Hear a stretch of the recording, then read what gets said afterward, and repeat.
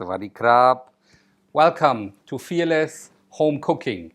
Today, my colleague Timber, our executive chef, and myself, my name is Nick, are here in my kitchen to show you another recipe you can do at home. Today, we are cooking prime rib reverse sear. So we show you a different method, especially to cook in a condo without smoking out the entire house. So if you are looking at this beautiful prime rib with a lovely bone inside, this one is a perfect piece of meat. So Timber, maybe you want to explain what the whole method is all about. So the idea behind reverse sear is that it makes it a little more simple to get the right level of doneness in the steak.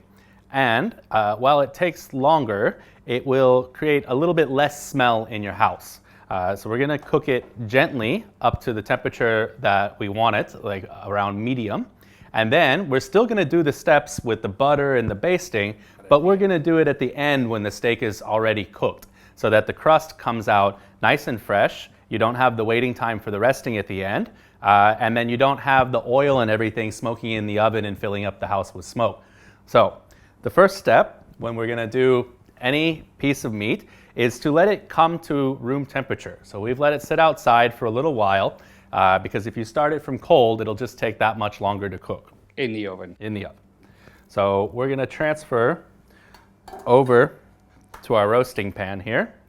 And when we bake it, we're gonna wanna bake it on a tray, on a rack, so that the air can circulate around it and it'll cook more evenly and quickly. So we're gonna season from a little up high and just kind of grind the salt a little bit in the fingers. And the most important thing is to cover it evenly. Are you pressing it on?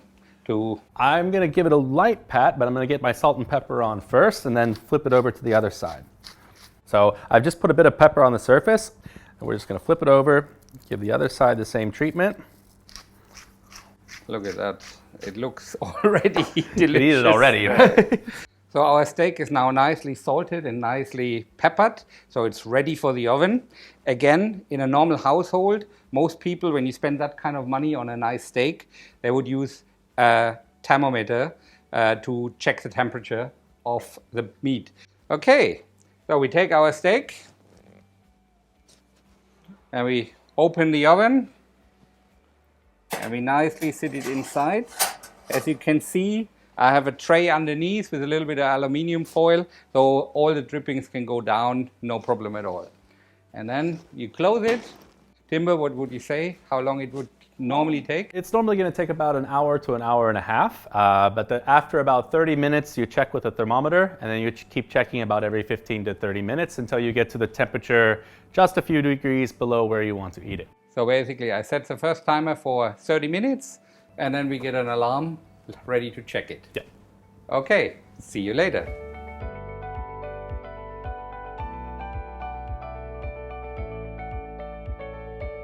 Our steak is nearly ready. We put it now in the oven at 120 degrees for 1 hour and 30 minutes. And here's the magic mark. Here's the alarm. It is actually ready. And what we will do is we take it out of our oven. In our condo, nothing smells, nothing is smoked out. So this is where the reverse searing is coming into play. So we're opening our oven. Now you start to smell the steak, which is great. What I do first is I take the bottom out and I just move it over here. We use that just to catch the steak because it's hot. And then here comes our steak, which is nearly ready before we sear it. And we transport it over here. And we can take our... It's a little bit hot there. It's a little bit hot.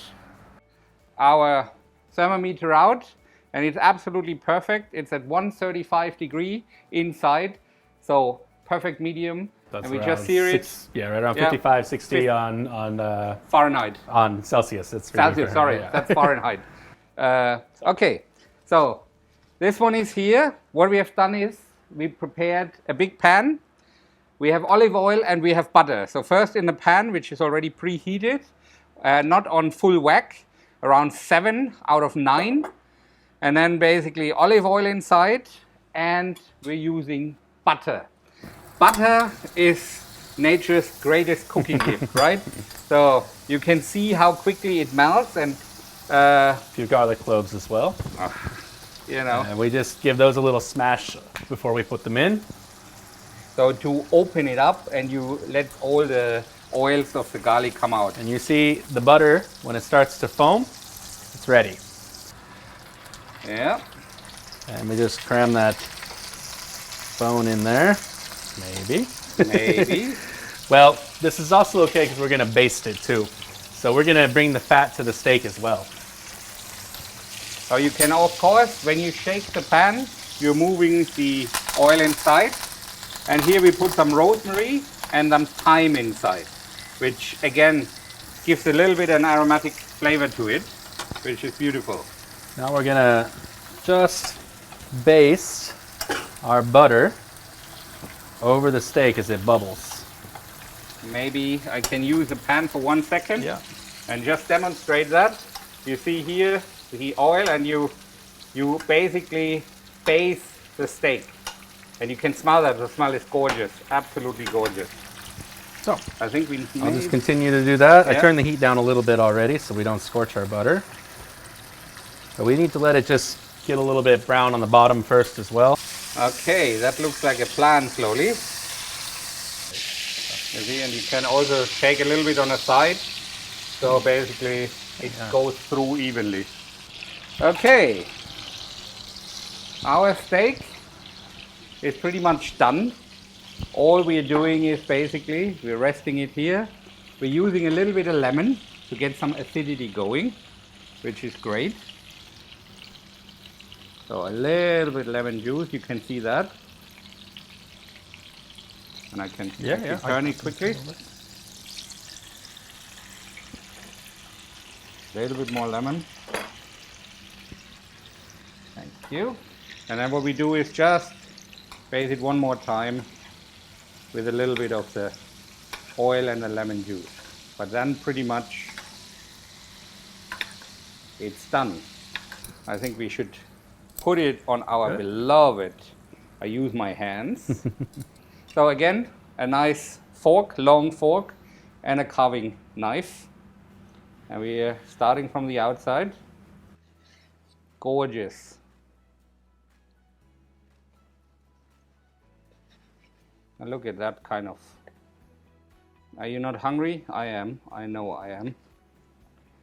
Perfect, juicy, nice, delicious, nice center pink in the middle. You can't get any better than that. So, and again, what we're doing normally, you're using a few microgreens. Because again, they're making the whole thing look a lot better, a lot fresher. You can always add salt and pepper depending on your spice level. So this is our simple steak, prime rib, reverse sear in the condo, ready for you to enjoy.